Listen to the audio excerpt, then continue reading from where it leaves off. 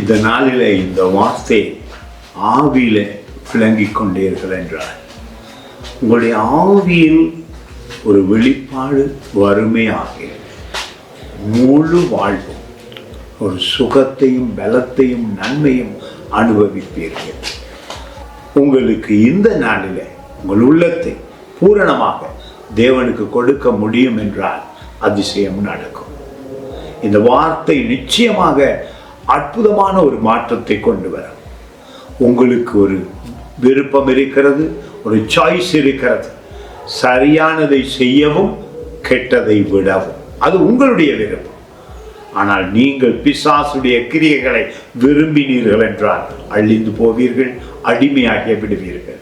இயேசு கிறிஸ்துவை விசுவசித்து அவருடைய விருப்பத்தை நிறைவேற்ற உள்ளத்திலே இடம் கொடுக்கும் பொழுது அதிசயங்கள் நடக்க ஆரம்பிக்கும். இந்த 6ஆம் அதிகாரத்திலே 16வது வசனம் சொல்லுகிறது, ரோமர் புத்தகத்திலே, மரணத்துக்கு ஏதுவான பாவத்துக்கானாலும் நீதிக்கு ஏதுவான கீழ்ப்படிதலானாலும் எதற்கு கீழ்ப்படியும்படி உங்களை அடிமைகளாக ஒப்பு கொடுக்கிறீர்களோ அதற்கே கீழ்ப்படுகிற அடிமைகளாய் இருக்கிறீர்கள் என்று அறியீர்களா? அறிவூட்டுகிறார் பரிசுத்த ஆவியானவர். என்ன அறிவூட்டுகிறார்?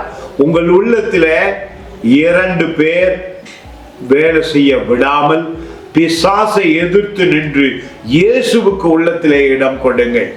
அது உங்களுக்கு ஆசீர்வாதத்தை கொண்டு வரும். உலகத்தை நேசிக்கலாம், ஆனாலும் இயேசுவை ஜீவனாய் ஏற்றுக்கொண்டு வழியாக ஏற்றுக்கொண்டு உலகத்திலே நடக்கும் பொழுது அதிசயமாய் இருக்கும். இயேசுவை மறந்து உலகத்தையே நினைத்து வாழ்ந்து முடித்து விடக்கூடாது. சாத்தானை எதிர்த்து நில்லுங்கள், இயேசுவுக்கு உள்ளத்திலே இடம் கொடுங்க. God bless you.